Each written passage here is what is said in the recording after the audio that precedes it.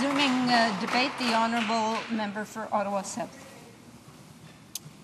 Well, thank you very much, Madam Speaker. Laissez-moi commencer premièrement en félicitant ma I'd first of all like to congratulate my colleague, the member for Beauharnois Salaberry.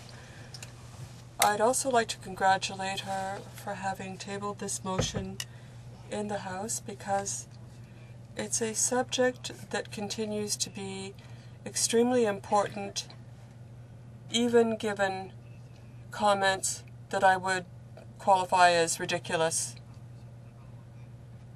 especially on the part of a parliamentary secretary, and given the performance of this government over 3.5 years. For the inclusion of market mechanisms like a cap-and-trade system in the Kyoto Protocol and the international agreement called the United Nations Framework Convention on Climate Change. It was the Liberal government that had fought hard with an American administration before the arrival of the far-right Republican movement in Washington under President Clinton, who fought for the inclusion of this market mechanism because we knew from the experience in the United States under the U.S. Clean Air Act that it's less expensive to achieve your reductions of greenhouse gases by using a market mechanism like a cap-and-trade system.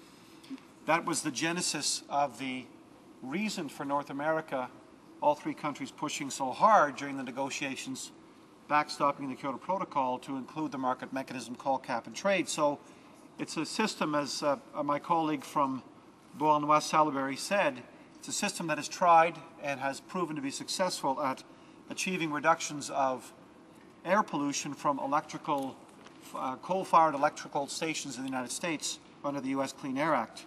So it's important to support the notion of cap-and-trade because it is important to be prudent with taxpayers' money and Canadian industry money and other monies as we seek the best way to reduce greenhouse gases, the most efficient way of reducing greenhouse gases. It's why I am so personally supportive of the notion of a cap-and-trade system. It does also, as the member who proposes the motion suggested, create a massive market for carbon trading. I put to the Minister here in the question period this week whether he had any idea how we were going to capture what Deutsche Bank now describes as the $1 trillion carbon market, which will be up and running planet-wide by 2020. The government has no plan. It's important for us to step back and be honest about this. The government has no plan, so it can't answer the question about how much are we going to take in Canada of the global environmental technologies marketplace, which is rapidly increasing. How much, what part are we going to take of the global carbon market, which is rapidly increasing, while the Germans, the Americans, the French, the Dutch, and 10 or 20 other countries rapidly position not just their trading systems and their securities and exchange commissions, but their economies to go forward and capture so much of that wealth that is there for us to have. Donc elle a raison, mon collègue. So my colleague is correct. The Conservatives have no plan. Their targets are not achievable. She's also right. The Conservatives are still pursuing intensity targets rather than absolute targets. Out of sync with the notion of a cap-and-trade system. Madam Speaker, if you want to have a cap-and-trade system, you have to have a cap, a real cap, a hard cap, so that industry can trade within that cap, know exactly what it can or cannot emit into the atmosphere, and trade away its surpluses and create the marketplace by putting a value on the right to emit greenhouse gases into the atmosphere. There is no hard cap when you talk the nonsense talk of intensity targets. And no matter how many times the Prime Minister stands beside the President of the United States and says that intensity targets are fungible, can be connected with real targets, absolute targets, no matter how many times they repeat that story, it isn't believable and no one believes it. So it is not really responsible for our Prime Minister to speak in that kind of tone because he knows that he is not disclosing the reality of the situation. No other country, Madam Speaker, none, worldwide, has abandoned the only international treaty that there is to deal with greenhouse gas emissions and atmospheric concentrations. None. No other country is pursuing a so-called cap-and-trade system using intensity targets. None.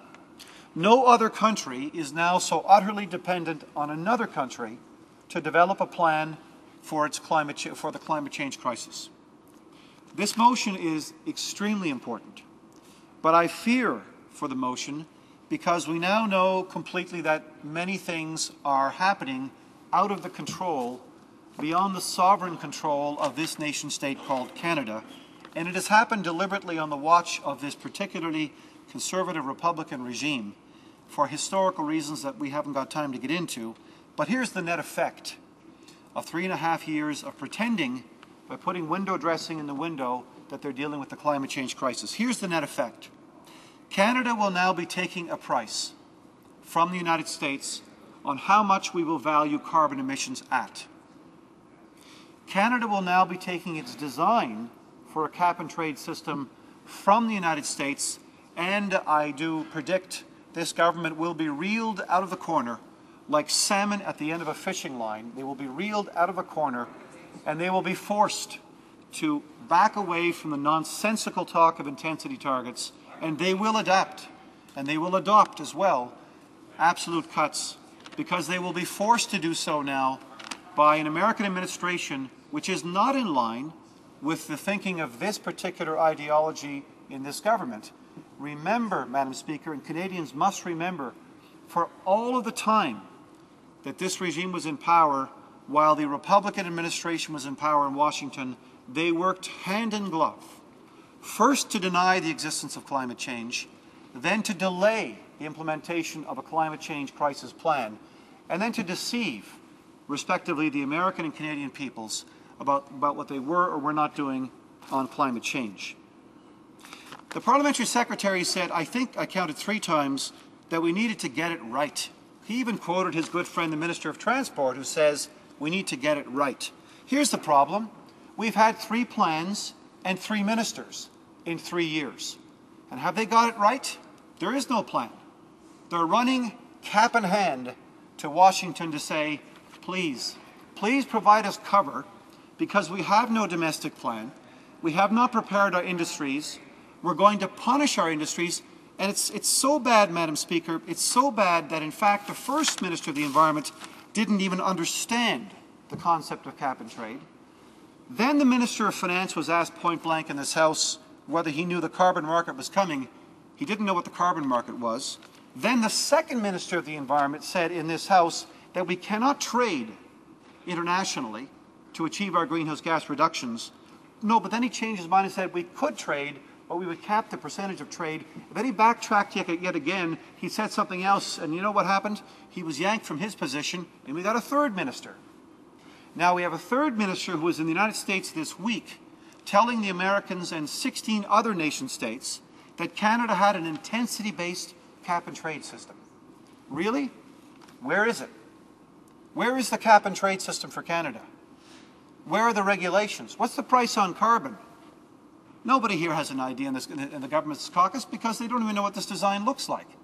So instead what we have is we have a situation where the Minister of the Environment is skating with the sharpest blades he could possibly put at the bottom of his skates and pretend amongst the G17, led by the Chinese and Americans today, that Canada is ready to go with a climate change crisis plan. There is no plan, there is no price on carbon, but it gets worse. Now we find out, because our domestic market is so small, that a cap-and-trade system which would be just exclusive to Canada would drive the price of carbon through the roof. It would cause so much pain, because the market is so small, Madam Speaker, and so illiquid, that using the unfortunate words of the conservative ideological leaders, it would simply increase the price of everything. Increase the price of everything. So in closing, Madam Speaker, what I'd like to hear from the government now, instead of nonsense and fairy tales, is this. When are we going to see a price on carbon? What effect will it have on Canadian industries and their competitive practices? And how high are the prices of energy in all their forms going to go? Thank you very much, Madam Speaker. Debate. The honourable member for Skeena